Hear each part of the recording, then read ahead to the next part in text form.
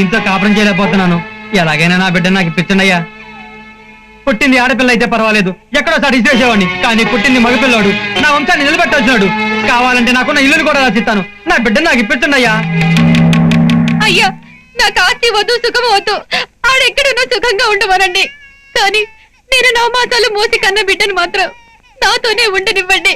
గంజినీళ్ళు పోతేనా నా బిడ్డను నేను పోషించుకుంటాను. అయ్యగారే ఏం చెప్పాలో తెలియకుండిపోయారు. నా బిడ్డ నాకు ఇయ్యే.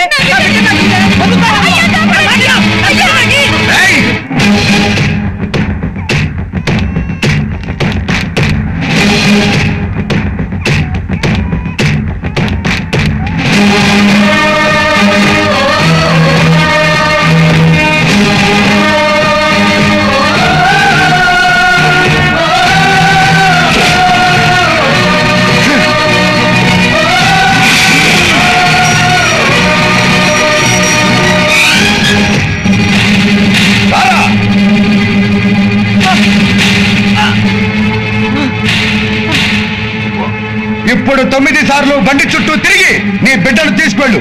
వెళ్ళు.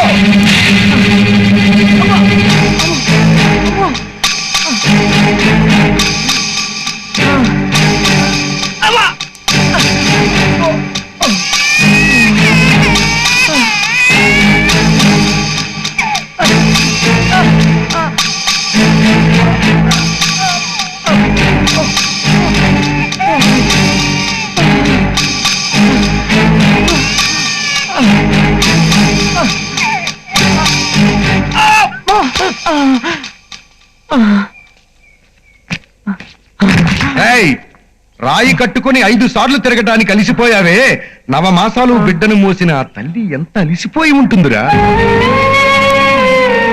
బిడ్డ అడ్డం తిరిగితే తన ప్రాణం పోతుందని తెలిసి కూడా భర్త వంశాన్ని నిలబెట్టడానికి ప్రాణ త్యాగం చేస్తుందిరా ఆడది. పుట్టింది ఆడపిల్ల అయితే ఎక్కడైనా విసిరేయమని అన్నావే. నిన్ను కన్న తల్లి కూడా ఒక ఆడదేరా. ఆమెను కూడా వాళ్ళ కన్న తండ్రి విసిరేయమంటే నువ్వు పుట్టేవాడివా, ఇంతటి వాడివయ్యేవాడివా? మానవత్వపు విలువలు తెలియని నీ దగ్గర పెరిగే కంటే మమతాను రాగాలు పంచే ఈ తల్లి దగ్గర బిడ్డ పెరగడం క్షేమం.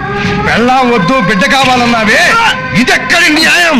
క్షమించండి అయ్యా, ఇక తప్పు చేయను. నా భార్య బిడ్డలతో కలిసి ఉంటాను. ఏమ్మా, ఆడు మారితే నాకు అంతకంటే ఏం కావాలయ్యా?